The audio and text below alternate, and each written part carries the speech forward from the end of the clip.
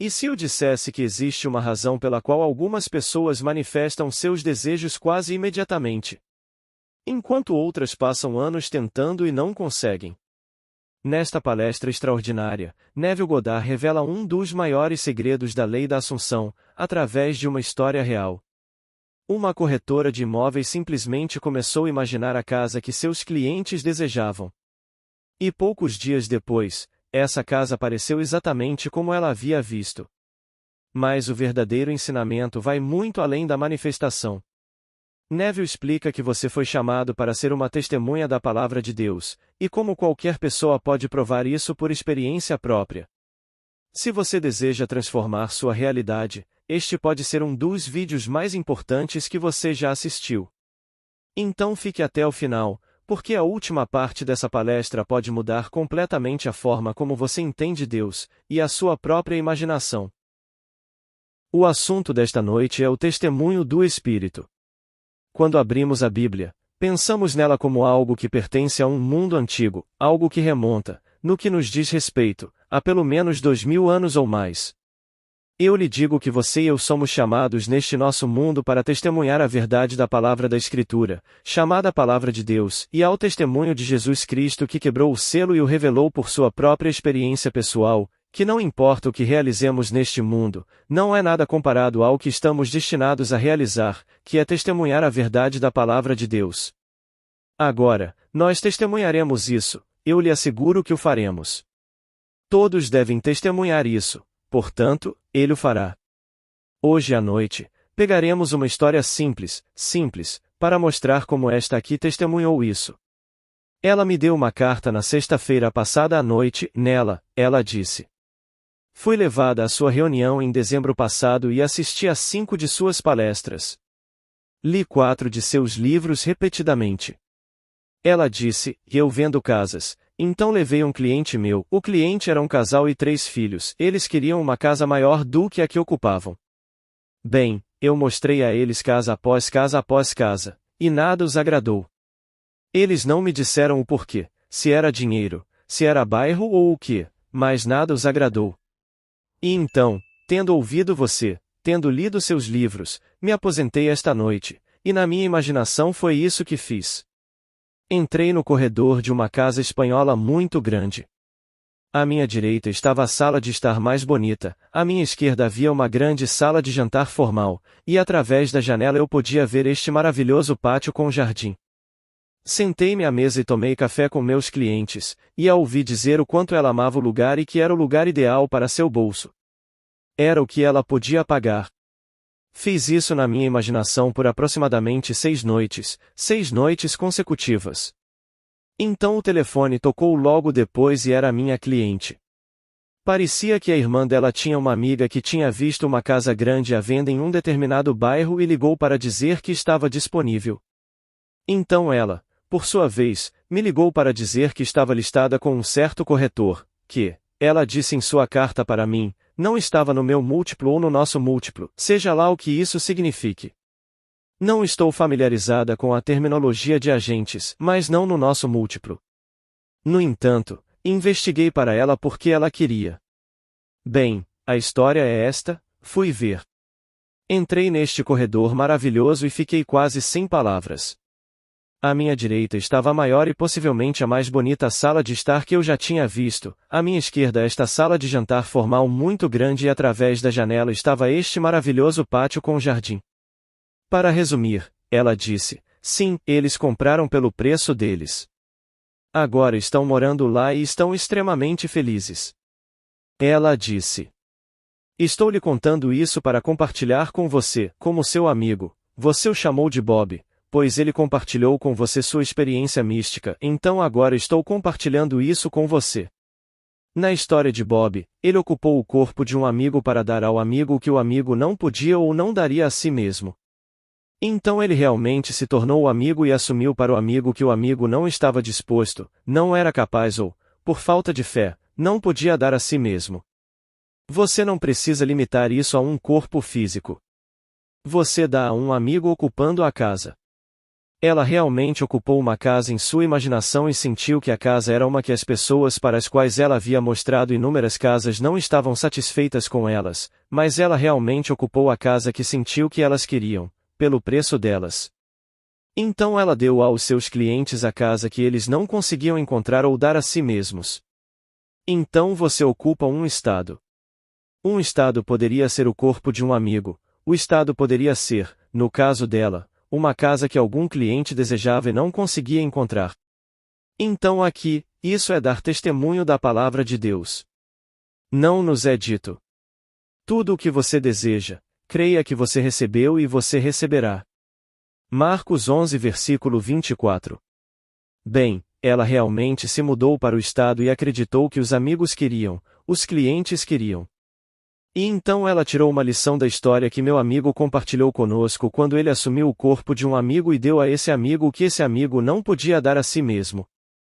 Então isso é dar testemunho da verdade das Escrituras, embora quando as lemos, pareça pertencer a uma era muito, muito antiga. Eu lhe digo, cada palavra das Escrituras você e eu testemunharemos. Agora, como fazemos isso?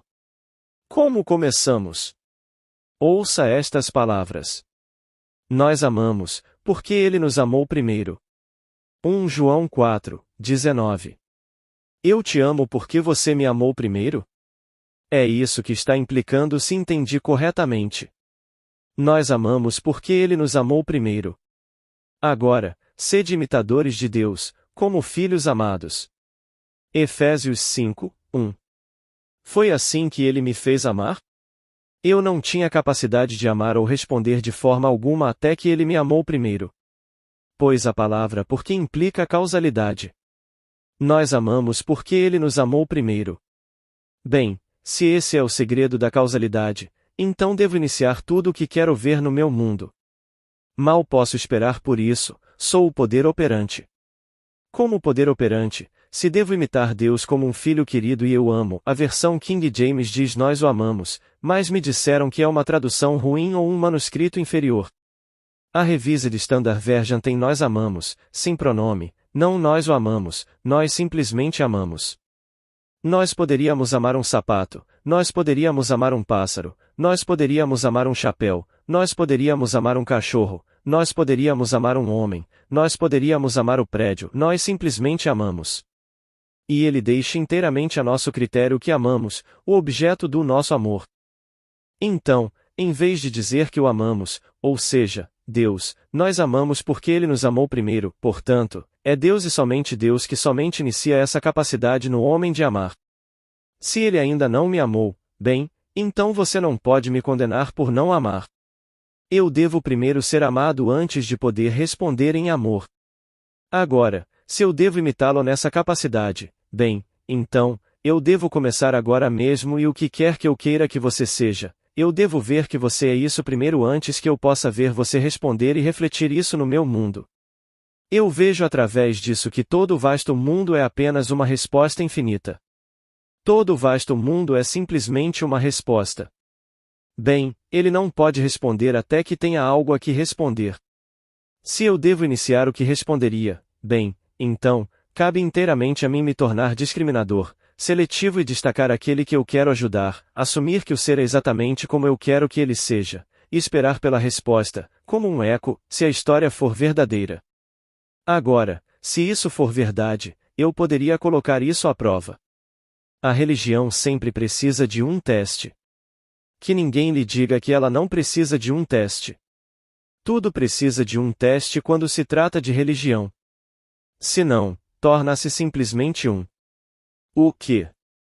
Formalismo distorcido, apenas um credo peculiar e estéril, ou simplesmente alguma piedade estranha.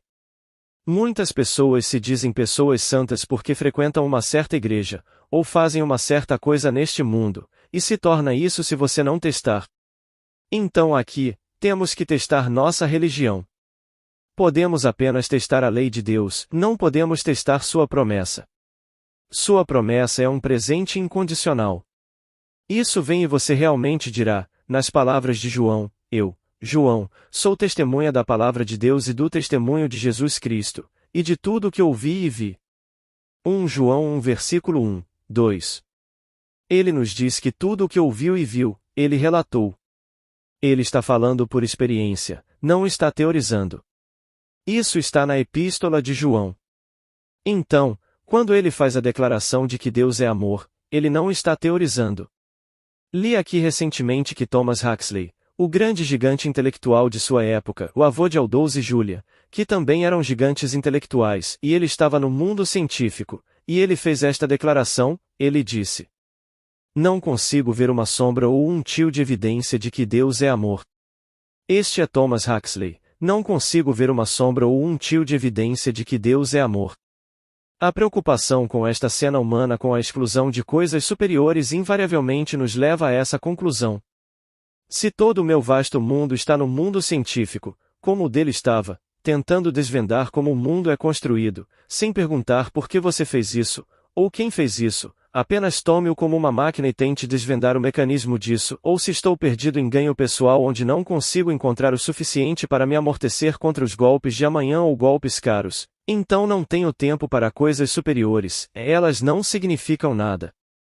Um amigo meu que fez fortuna me disse: "Neville, mal posso esperar para acordar de manhã e odeio ir para a cama, é uma perda de tempo." Um sonho não significava nada para ele, uma visão não significava nada. Ele se foi desta esfera agora, viveu seus 70 anos, deixando para trás uma rede de barracas de hambúrguer que eram muito produtivas, 8 delas na cidade de Nova York. E então, ele deixou para sua esposa e 3 filhos. Mas tudo o que ele conseguia pensar era mais da mesma coisa. Um sonho, isso o assustaria, uma experiência mística, que não significava nada para ele. Então agora ele foi para outra esfera, mas eu sei por experiência que ele está vestido com uma vestimenta que é tão real para ele quanto a vestimenta que estava aqui. Não desempenhando o mesmo papel, pois aquele que iniciou a coisa toda sabe exatamente onde colocá-lo para seu bem futuro. Pois aquele que começou a boa obra nele, assim como a começou em nós, a completará no dia de Jesus Cristo. Essa é a obra a ser feita. Quando Jesus Cristo que está no homem, toda criança nascida de mulher, a realidade dessa criança é Jesus Cristo, é esse ser que tem as experiências das Escrituras. É esse ser que ressuscita, que nasce do alto, que descobre a paternidade de Deus, que se encontra como o Filho do Homem ascendendo como uma serpente ao céu. É esse ser que se encontra sufocado com a afeição do alto pelo Espírito de Deus em forma corpórea como uma pomba. É esse ser. Não é outro. E assim, todos neste mundo, sua realização real é medida por sua habilidade de testemunhar a verdade da palavra de Deus. Se hoje à noite eu fizesse minha saída deste mundo e amanhã, bem, os investigadores descobrissem que eu deixei para trás $1 bilhão, aqueles que pudessem ler no jornal da manhã que ele deixou $1 bilhão poderiam ficar com inveja do meu chamado ganho e posses. Mas se, ao fazer minha saída, eu não tivesse testemunhado, eu não tivesse habilidade de testemunhar uma palavra das Escrituras, eu sou tão pobre quanto um rato de igreja. O bilhão não seria nada, pois eu não o levo comigo, nem um centavo eu levo comigo. Nenhuma honra que é conferida ao homem pelo homem neste mundo nós levamos conosco.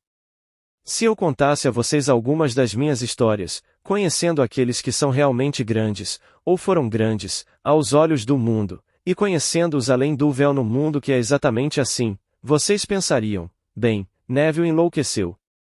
Aqueles que eram tão brilhantes e tão gigantes politicamente, coisas tão poderosas neste mundo, e eu os conheço. Você não quer ter simpatia por ninguém, você quer se alegrar com as pessoas.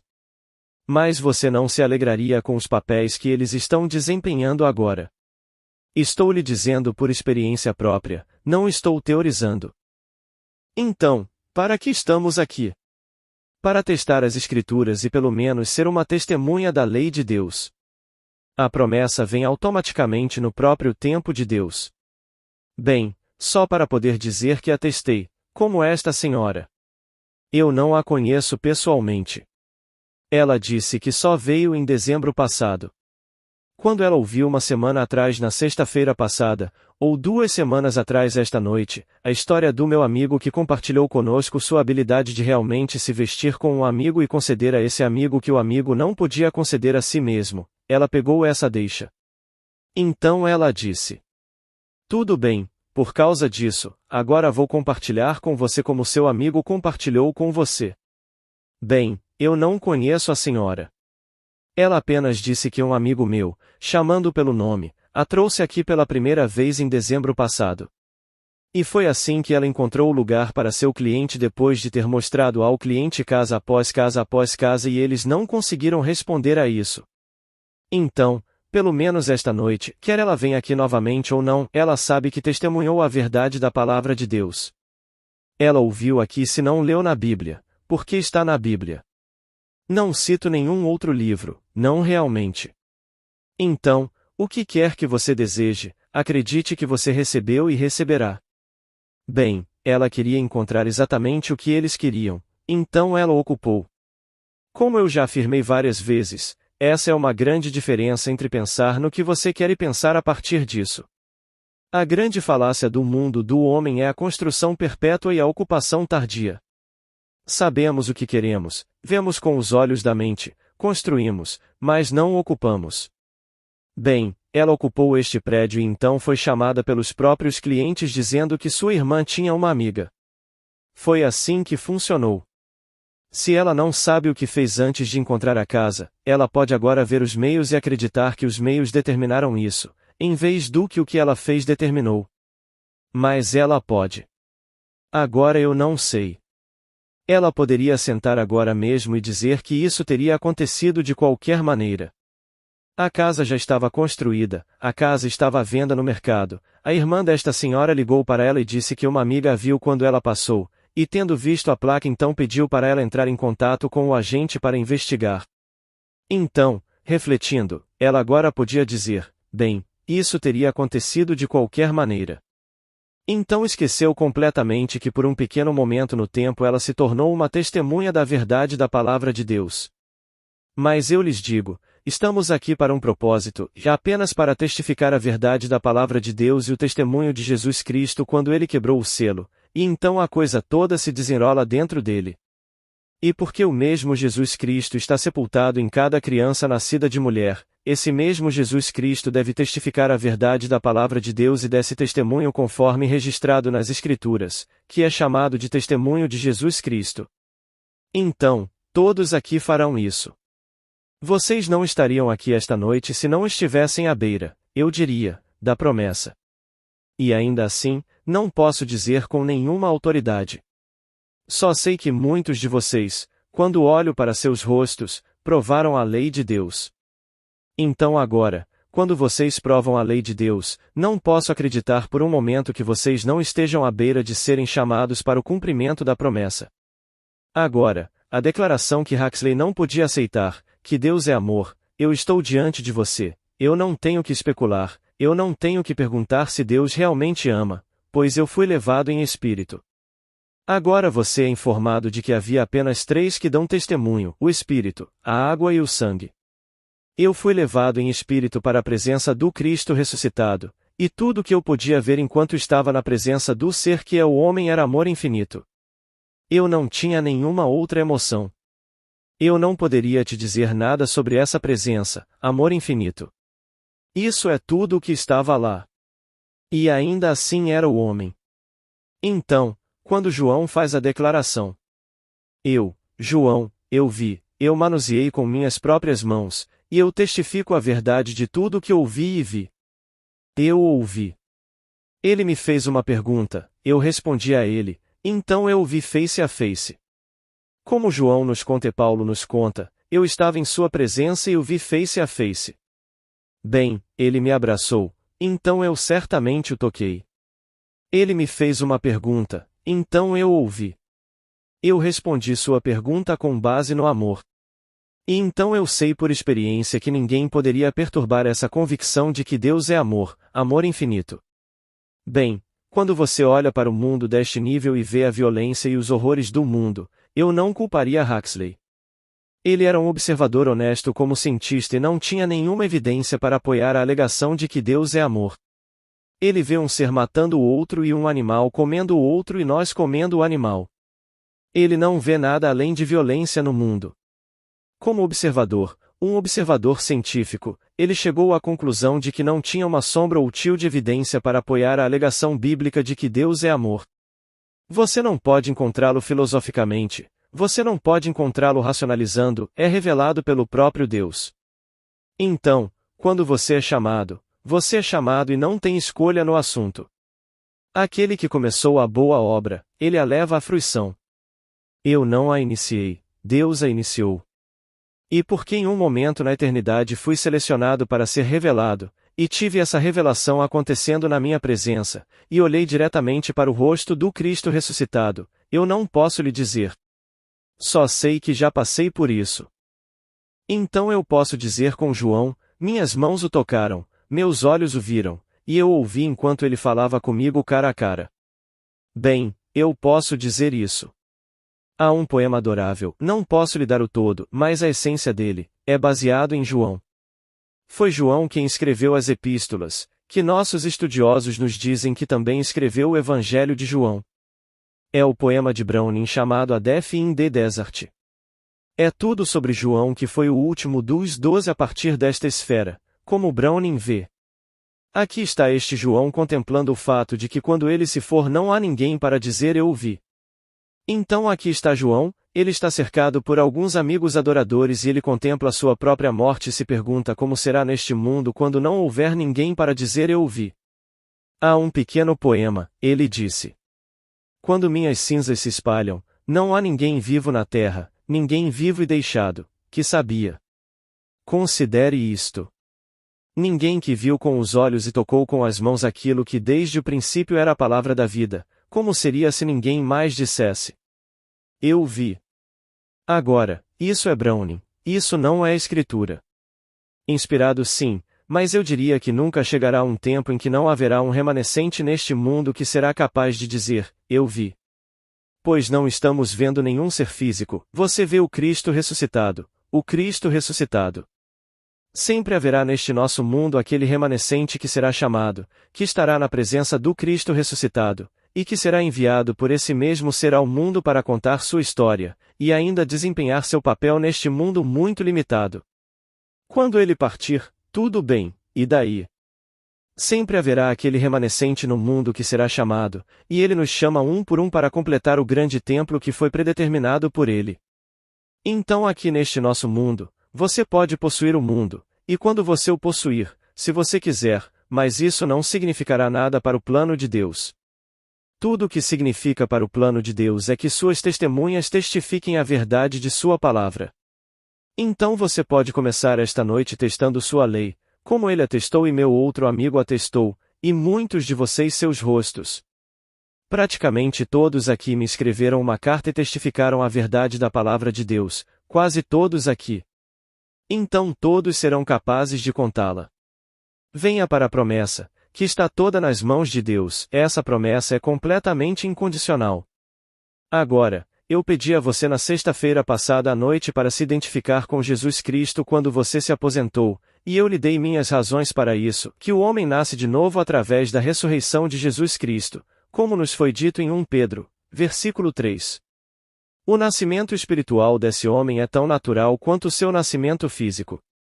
Nenhum homem nasce fisicamente pela ação de poderes que são realmente seus, que tudo está além. Então aqui vemos nesta história que ele nasce pela ressurreição de Jesus Cristo dentre os mortos. Isso é nascido espiritualmente. Então eu pedi a você para ir para casa e em vez de levar para a cama John Brown ou Mary Smith ou qualquer que seja seu nome, para realmente ser ousado o suficiente para sentir, eu sou Jesus Cristo, apenas sinta. Não pergunte por quê, apenas sinta, eu sou Jesus Cristo. Outros podem lhe dizer que isso é blasfêmia. Esqueça o que eles lhe dizem. Estou falando por experiência própria, eles estão apenas teorizando, e eles são simplesmente limitados por certos conceitos. Você leva para a cama e sente que eu sou Jesus Cristo. Bem, uma senhora me visitou ontem, acreditou na minha palavra e levou para a cama. Ela disse: eu sou Jesus Cristo. Ela disse: Neville, durante a noite, de repente, ouvi uma palestra. Não vi ninguém dando, mas ouvi a palestra e era toda sobre Pedro, Tiago e João. Então, quando ouvi, ouvi-a chegando, e entendi claramente. Não posso escrever para você, tenho que dizer em palavras porque não consigo colocar no papel. Mas ouvi uma palestra inteira sobre Pedro, Tiago e João, e sabia que esses três eram equiparados à fé, esperança e amor. Que esses três não eram pessoas como conhecemos pessoas, eram simplesmente essas qualidades, qualidades eternas de Deus, e eram simplesmente equiparados à fé, esperança e amor. Eu sabia que Tiago nas Escrituras significava Jacó. Pois você encontrará isso em seu dicionário, que Tiago é simplesmente a forma anglicizada da antiga palavra Jacó, e Jacó era um suplantador. Eu sabia que Tiago, que era Jacó, significava esperança, Pedro significava fé, e João era amor. Todo o drama se desenrolou diante de mim de forma audível enquanto eu ouvia. Eu não vi quem estava dando, mas a coisa toda estava tão clara quando acordei desse sonho maravilhoso, porque eu o levei para as profundezas da minha alma. Eu sou Jesus Cristo. Bem, eles eram aqueles que ele chamou. Ele chama essas qualidades para o ser, fé, esperança e amor, e a maior delas é o amor. Então aqui, enquanto a coisa toda se desenrolava dentro dela, veio como resultado de tomar a grande reivindicação: eu sou Jesus Cristo. Ela disse. Na noite seguinte, a mesma coisa começa a se desenrolar novamente, e eu não vi aquele homem, mas senti a presença de Blake, e então ouvi palavras que são apenas das palavras de Blake. Blake me disse: você se torna o que você vê.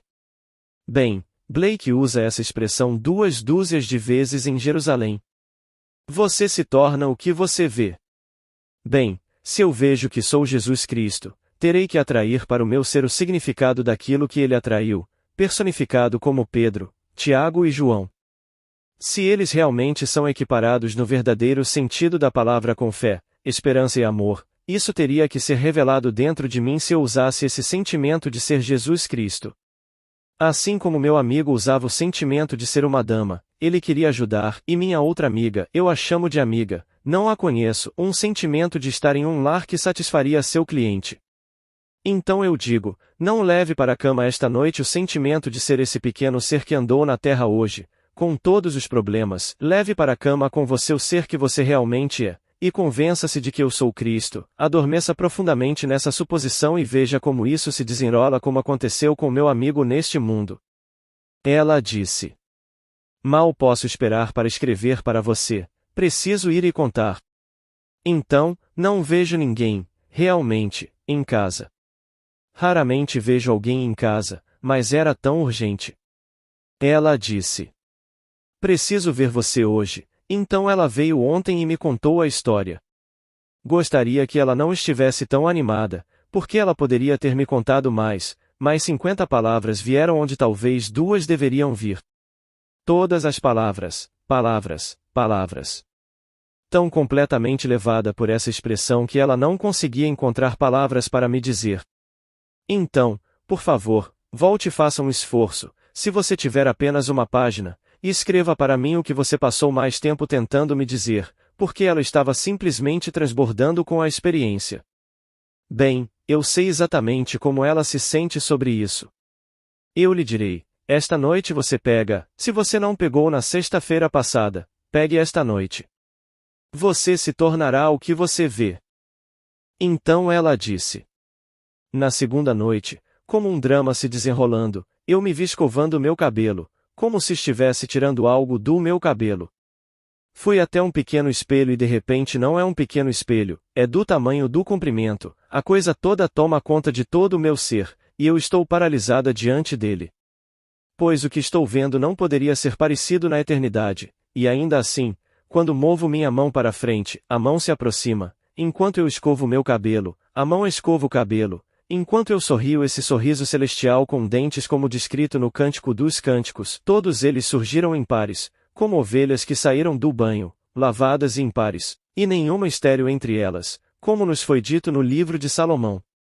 Tudo era perfeito. Ela não conseguia acreditar que poderia ser tão adorável. Esses olhos maravilhosos e adoráveis, aquela pele radiante, o cabelo de ouro, tudo era perfeito. E não importava o que ela fizesse, isso a refletia, respondia, e ela ficava paralisada diante de um ser que era ela mesma, que ela não poderia na eternidade conceber que pudesse ser. Essa foi a segunda noite. Levando para a cama a suposição de ser Jesus Cristo. Bem, ele é perfeito. Ele é tão perfeito quanto seu Pai no céu é perfeito, então se você levar a perfeição com você e ele for um com Deus, o que você esperaria ver se realmente tivesse sucesso antes de dormir em se identificar com o perfeito? O que você poderia ver além do perfeito? Então lá ela viu refletido neste espelho do tamanho do comprimento o ser que ela é. Então eu te digo, faça isso. Essas são coisas que compartilhamos com todos. Como ela compartilhou comigo, eu te digo. Você leva para a cama. Tenho certeza de que hoje ela não é a garota que era na sexta-feira passada. Posso também te dizer, ela nunca mais será a mesma que era na sexta-feira passada. Você nunca mais será o que era depois dessas experiências. Então hoje, depois de 2000 anos ou mais, os teólogos ainda estão discutindo o ponto sobre qual parte Deus e o homem desempenham neste novo nascimento do Espírito. Mas para aqueles que falam por experiência, não há dúvida quanto ao fato de que Deus iniciou a coisa toda. E então, eu contei a ela uma história e ela agiu de acordo com ela. O que ela fez? Eu disse a você antes nós amamos, porque ele nos amou primeiro. Bem, hoje ela fez a pergunta sobre. Ela é uma avó, ela sabe o que é amar, então Deus a amou tanto que ela agora poderia amar. Você não poderia amar antes que Deus te amasse, você não poderia. Então, quando você vê uma criatura violenta no mundo incapaz disso, é porque ela ainda não foi tocada pelo amor de Deus. Então esqueça, e tenha compaixão por ela. Mas ela, como avó, pode amar seus netos, amar suas duas filhas, amar seus amigos e amar o mundo. Então ela pode amar. Bem, então vá para a cama e apaixone-se por ser a personificação do amor, a personificação do amor. E então veio uma resposta, ela se viu no 80º grau de beleza, de perfeição. Se ela ainda não tivesse sido tocada pelo amor, ela não conseguiria. As chances são de que ela nem tentaria. Então eu digo, hoje vemos todo o vasto mundo de ódio disto e do outro. Bem, não estou dizendo que eles ainda não foram amados, mas não no grau que você amou, você foi amado. Você não estaria aqui se não fosse amado a esse grau. Agora, esta noite, sejam imitadores de Deus como filhos amados. Se nenhuma resposta minha até que Deus primeiro me amou, bem, agora eu posso amar, bem, então ele deve ter me amado. Eu não posso amar a menos que ele me amasse. Bem, se eu sou capaz de amar é porque Deus primeiro me amou. Você é capaz de amar? Bem, então Deus primeiro te amou ou você não poderia amar. Pense nisso. Apenas pense no fato de que Deus escolheu você como um ser único e te amou ou você não poderia amar. Ouça com atenção. Nós amamos, porque Ele nos amou primeiro. Incapazes da resposta de amor a menos que tenhamos sido amados primeiro por Deus. Tenho certeza de que todos aqui são capazes de amar, portanto, você foi escolhido. E ainda assim há neste mundo aqueles que são incapazes de amar. Não faz sentido, faz? Bem, a revista Time de hoje chegou, e eu vivi fisicamente quando nasci naquela mesma área. Se você assinar ou tiver, você encontrará em agosto. Há um artigo muito curto sobre Santo Domingo no Caribe, onde nasci, e não Santo Domingo, e eu nasci em Barbados. Bem, há uma história contada lá, supostamente historicamente precisa. Você não pode acreditar que essas coisas aconteceram em nosso século. Como terminou com Trujillo e antes disso, desde o momento em que Colombo descobriu a pequena ilha e a nomeou em homenagem à Espanha, porque eu lembrava da Espanha, quando os espanhóis desembarcaram, a primeira coisa que fizeram foi massacrar os índios. Mas não apenas matá-los, mas torturá-los. Então vai de lá para quando os franceses chegaram, e o que eles fizeram e como trouxeram os escravos e o que fizeram com os escravos. Então continua. É apenas um artigo curto, mas naquele artigo lotado, o horror. Você não pode acreditar que está lidando com pessoas que Deus amava. Um sujeito entrou lá, chamado Trujillo, e em um curto intervalo de tempo ele deixou para trás. Quando atiraram nele, teve a presença de espírito de fazer isso com ele, ele deixou 800 milhões de dólares. Uma pequena ilha, não 3 milhões de pessoas vivem nela, e ele deixou, e ele era o grande benfeitor, 800 milhões de dólares é o que ele arrecadou saqueando essas pessoas e as câmaras de tortura que ele ergueu para elas. Bem, agora perdoe-o, porque Deus ainda não sorriu para ele. Quando Deus sorrir para ele e chamá-lo, ele passará por todas as fornalhas da aflição, mas sairá como seu Pai, que é a personificação do amor. Então eu sei por experiência, Deus é amor. Se um homem tão brilhante quanto Huxley não pudesse encontrá-lo procurando pelo mundo, tudo bem. Ele era um humanista, um homem gentil. Não tenho dúvidas em minha mente de que ele é amado por Deus, mas por enquanto perdido nesta esfera humana e tentando desvendar toda a estrutura do mundo exterior de Deus, então ele não tem tempo para coisas mais elevadas. Quando ele tiver tempo para coisas mais elevadas, o dia chegará, ele também será levado em espírito para a presença do Cristo ressuscitado. Então ele estará na presença do Cristo ressuscitado com apenas uma emoção permeando-o, que é o amor infinito. E então quando ele for abraçado por ele porque ele responderá corretamente, também, e se tornará incorporado ao corpo de Cristo, um com aquele corpo para todo o sempre. Como nos é dito nas Escrituras, ele transformará nosso corpo humilde para ser uma forma com seu corpo glorioso. Filipenses 3, 21. E não veremos isso acontecer, não através dos olhos mortais, e aquele que foi incorporado naquele corpo não conhece a glória que é o seu corpo enquanto ainda está velado na carne. Então eu digo a vocês esta noite, testem Deus.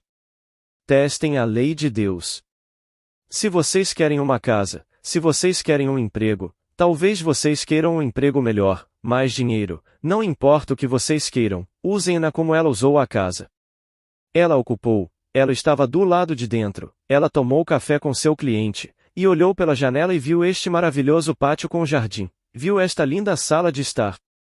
Então, ela não procurou, o telefone tocou e seu próprio cliente está pedindo para ela investigar um distrito desconhecido, um distrito que ela nunca tinha visto antes. Aquele que tinha a listagem, ela não conhecia o homem. Então ela foi e ficou paralisada quando entrou no corredor e viu à sua direita a sala de estar que era a maior e mais bonita que ela já tinha visto, e à sua esquerda esta maravilhosa sala de jantar formal com vista para um pátio com jardim. Então era o preço que eles podiam pagar. Eles pagaram, eles compraram, eles estão morando nele, e eles estão extremamente felizes. Pelo menos, essa é a carta dela para mim. Eu não conheço a senhora. Ela disse que veio aqui 5 vezes e leu 4 dos meus livros, repetidamente, e então uma noite começou a aplicá-lo, depois de ser rejeitada por seus clientes depois de mostrar-lhes casa após casa. Então, tendo aplicado por 6 noites consecutivas, então ela o encontrou sem procurá-lo. Hoje à noite você tenta. Eu prometo que se você fizer isso, você será uma testemunha da verdade da lei de Deus. E com o tempo, você será uma testemunha da verdade da promessa de Deus como tocada e experimentada nas Escrituras, registrada para nós na vida de Jesus Cristo. Agora vamos lá. Alguma pergunta? Pergunta. Você mencionou anteriormente um remanescente, Neville. Parece que entrei nessa terminologia ultimamente. Existe uma escritura? Resposta. Bem, ao longo das Escrituras. Quando Elias foi para o mundo porque pensou que todos estavam contra ele e que ele seria massacrado, a voz do Senhor disse a ele: Volte, pois um remanescente meu está lá, significando que 7.000 eram seu povo que ele havia escolhido, que havia testemunhado a verdade do poder de Deus, portanto, ele não estaria sozinho. Isaías fala de um remanescente neste sentido: você é tão precioso aos olhos de Deus que não pode ser duplicado. Você não poderia na eternidade. Você é único, isto é, você é o único que pode caber nessa porção daquele templo infinito que é Deus. Você é uma pedra viva, não uma pedra morta. Agora estamos sendo moldados em pedras vivas para caber em um templo vivo onde Deus habita. Então ele fala do remanescente. Bem, o remanescente significa apenas que a cada momento no tempo sempre há aquele remanescente, então você nunca precisa se desesperar por ser o único no mundo e estar sozinho. Você pode não expressar isso, e porque você não expressa isso, outros presentes podem pensar como você, mas não podem responder. Se você ousar expressar isso, haverá em sua presença aqueles que responderão a você. Sempre há o remanescente, sempre. E de uma forma estranha. Funciona de uma forma tão peculiar. Nas profundezas da depressão na cidade de Nova York, o que agora é uma praça maravilhosa, costumava ser chamada de Columbus Circle. Se alguém aqui conhece a cidade de Nova York, 59th Street no topo da Broadway, no topo da 8th Avenue, mas agora tudo isso é um enorme coliseu. E o grande homem da IP, ele tem um enorme museu moderno lá agora, e todas as grandes lojas de departamento ou prédios de apartamentos estão de pé. Mas quando eu era um jovem de 20 e poucos anos e a depressão estava acontecendo, qualquer um podia ir lá com uma caixa de sabão e uma bandeira e falar, reunir uma multidão. Bem, eu não fui com uma bandeira e uma caixa de sabão, mas eu sempre vou. Eu saía do meu hotel na 49th Street, que ficava a apenas 10 quarteirões de distância, em uma noite quente de verão, eu subia e os ouvia. Naquela noite em questão, eu não tinha um níquel, nem um centavo, e então esse homem está reclamando sobre não haver Deus, isso, aquilo e aquilo outro, e eu disse: deixe-me ficar com a plataforma. Então ele me deu a plataforma, e eu falei da realidade de Deus, que eu sei que Deus existe, que eu falei com Deus. Bem, é claro, muitos deles uivaram, mas muitos deles estavam todos comigo. Antes disso, ninguém sabia que esse homem estava sozinho, e ele tinha toda a multidão com ele. Ninguém, até que um se opôs a ele. Bem, eu me opus a ele, e quando peguei aquela pequena caixa de sabão e falei e disse que sei que há um Deus, então vozes começaram a vir comigo naquela audiência. Antes disso, ninguém saberia pelo silêncio se ele tinha todos concordando com ele. Quando eu desci da plataforma e pisei para baixo e ele pegou de novo, não sei por que fiz isso, olhei para baixo e no meu calcanhar estava uma nota de $10. Então me abaixei e peguei. Bem, todos me viram pegar uma nota de $10, e claro, todos eles são tão pobres quanto eu, então eles correram para mim com esta nota de 10. Eles disseram: você encontrou algum dinheiro? Eu disse: sim, uma nota de $10. Eu darei a qualquer um que puder me dar o número de série. Bem, naturalmente, ninguém poderia me dar o número de série da nota de 10, então fui para casa com $10 por defender Deus. Então essa foi minha experiência. Se você falasse: alguém sobe a plataforma hoje à noite e grita contra este país e as pessoas têm medo de expressar oposição. Bem, se uma pessoa tem a coragem de se levantar e falar pelo país, então você encontrará naquela multidão o remanescente. É sempre muito poderoso, o remanescente é sempre poderoso. Se alguém pudesse apenas expressá-lo e a nota que o faz responder. Então, quando encontramos todo esse lixo no mundo e permanecemos quietos, como o nosso maravilhoso presidente disse, e não foi o Sr. MacArthur, embora eu o admire muito, ele citou sem dar crédito ao nosso grande Lincoln, mas Lincoln disse: pecar pelo silêncio quando deveríamos protestar torna todos nós covardes. Esse era Lincoln. E então, ouvir um homem dizer que não há Deus e uma centena de pessoas ao redor e todas aparentemente concordando com ele pelo silêncio, eu disse: dê-me essa plataforma. Então ele deu, entregou para mim, e então eu falei, e então vieram as vozes concordando comigo. E por isso, Deus me deu $10. Obrigado. Boa noite.